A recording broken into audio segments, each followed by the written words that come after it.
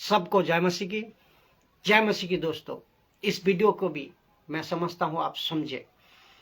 कुछ पास्टर ऐसा सिखाते हैं कि जब तक पास्टर हाथ ना रखे पवित्र आत्मा नहीं मिलता। तो किसी की सवाल, आपका भी मन में सवाल है, क्या आपका भी पास्टर ऐसा करते हैं?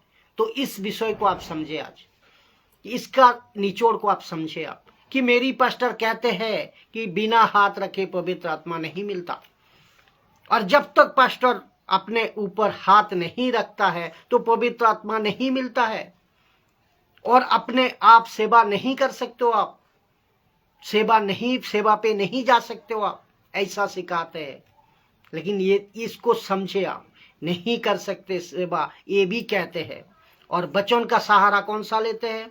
प्रेरितों का किताब 19 अध्याय वचन 1 में है, हम लोग पवित्र आत्मा का चर्चा सुनी, उनको पूछा, नहीं सुनी। कहा नहीं सुनी। जब उन्होंने हाथ रखा तो पवित्र आत्मा आया। लेकिन ये बात को समझना होगा, ये एक ही बार, एक ही टाइम। उसका बाद करनेलुस का टाइम पे आप देखिए, करनेलुस का टाइम पे thank you Jesus, thank you Jesus. तो इसको आप सुनिए। तो करनेलुस का टाइम पे जहां था मैं, करनेलुस का टाइम पे प्रेरितों का किताब 10 अध्याय 44 नंबर वचन को आइए देखते हैं क्या लिखा। यहाँ लिखा है, पत्रस ये बातें कह रहा था, पत्रस ये बातें करना शुरू किया कि पवित्र आत्मा सब वचन सुनने वाले के ऊपर उतर आया। पत्रस प्रचार शुरू ही किया। उसी वक्त पवित्र आत्मा का बातें सुन, वचन को, सत्य का वचन को सुनते ही पवित्र आत्मा उतर आया। तो यहाँ पे पत्रस ने हाथ नहीं रखा ना साहब, यहाँ पे पवित्र आत्मा खुद ही उतरा। और ये हो गया पहला चीज। आप सभी को बता दूं कि बाइबल के अंदर हाथ रखने से ही पवित्र आत्मा मिलता है, ऐसा कोई कॉन्सेप्ट नहीं है, ऐसा कोई वचन नहीं है। फिर से सुनिए, बाइबल के अंदर ऐसा कोई कॉन्सेप्ट नहीं है कि जब तक पास्टर ने हाथ ना रखा पवित्र आत्मा नहीं मिलेगा। ऐसा कोई कॉन्सेप्ट नहीं है, ये टोटली गलत है। और ये सभी, ये ऐसा कभी है पत्रस ने हाथ रखा?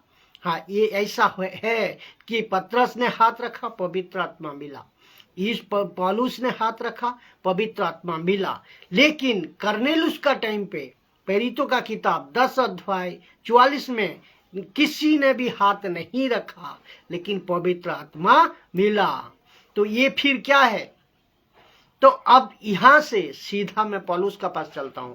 पौलुस को समझे आप। आता हूं पौलुस का पास। पौलुस क्या कहता है? पहला करंथियों 3 अध्याय 16 में क्या कहता है? तुम नहीं जानते? क्या तुम नहीं जानते कि तुम परमेश्वर की मंदिर, क्या तुम परमेश्वर का मंदिर हो?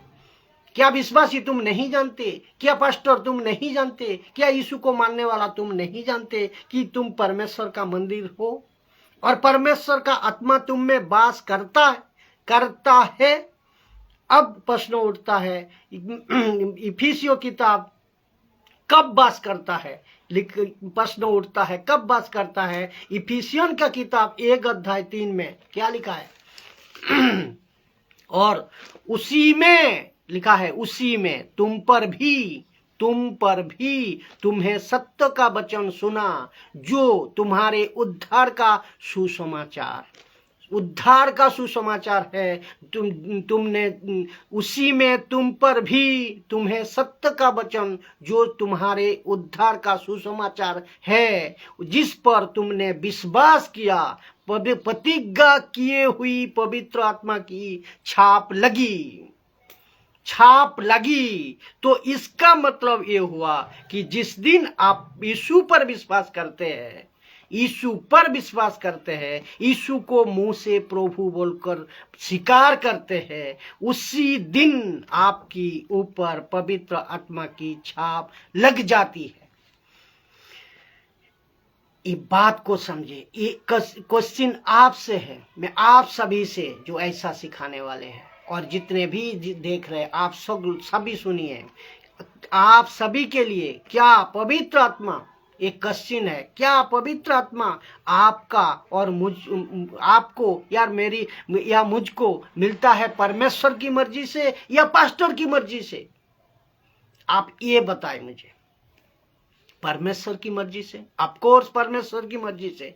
तो यहाँ यही तो बाइबल कहती है, यही तो बाइबल सिखाती है। तो आप सोचिए, पीटर के पास एक व्यक्ति आया था जिसका नाम है साइमन। इसको आप समझे। The book of act 8 was 18, the book of Act 8 was 18, 8 अध्याय 8 नंबर वचन से कहते हैं कि पैसे ले और मुझे ये अधिकार दे। तो पत्रस कहता है कि तेरा मन ठीक नहीं है, तेरा जीवन ठीक नहीं है। एक्ट 8 अध्याय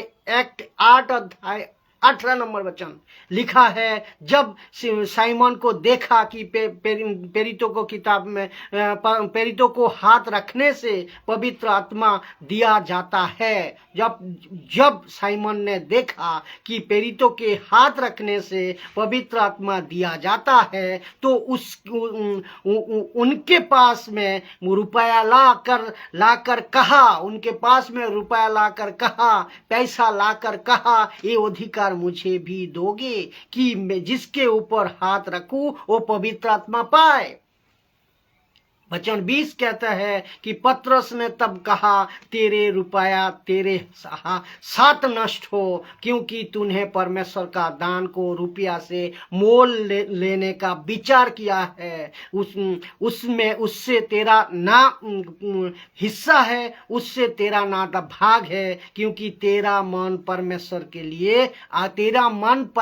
के आगे ठीक नहीं है। तो पास्टर के आगे नहीं, परमेश्वर के आगे ठीक नहीं है। ये बात को समझो। तो इसका मतलब है क्या है? पवित्र आत्मा तय करेगा आपको कहाँ मिलना, आपको कितना मिलना, आपको क्या देना, क्या नहीं देना, और पवित्र आत्मा तय करेगा आपको देना क्या है। पास्टर तय कैसे कर सकते हैं? एक व्यक्ति तय, सेवक कैसे कर सकते हैं? तो पवित्र आत्मा उसी दिन मिल जाता है जिस दिन आपका उद्धार हो जाता है।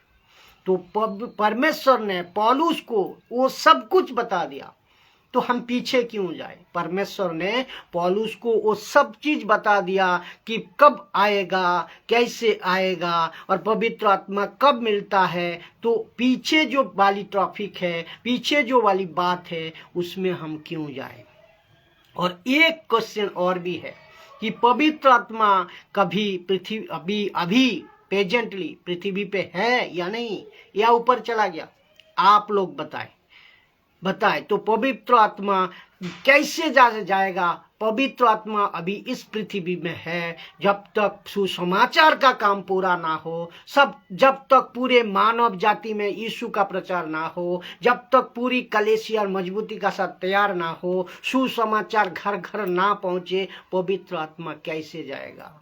तो फिर ऊपर से किसको बुला रहे हो? अगर पवित्र आत्मा यहाँ पे है, आपका अंदर है, कलीसिया में है, पास्टर का अंदर है, विश्वासी का अंदर है, हर एक यीशु को मानने वाले का अंदर है, जिसको उद्धार हो गया है, कलीसिया तैयारी में लगा है, तो ऊपर से आप किसको बुला रहे हो?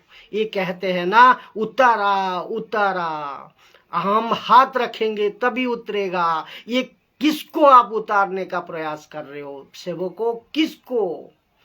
तो ऊपर से कौन आत्मा को बुला रहे हो, जबकि वो ऑलरेडी नीचे है, ऑलरेडी इस पृथ्वी पे है, आपका अंदर है। तो इन बातों को जो डॉक्ट्रिन है, ये बहुत सारा जो ऐसा सिखाते हैं, बहुत गड़बड़ी है। तो सब मसीह जनता जगे और सही खरी शिक्षा को लिए आप खुद बचे, दूसरे को बचाए, खुद मजबूत होइए, एडुकेटेड होइए मसीह की देह में, और दूसरे को भी एडुकेटेड करिए। जय मसीह।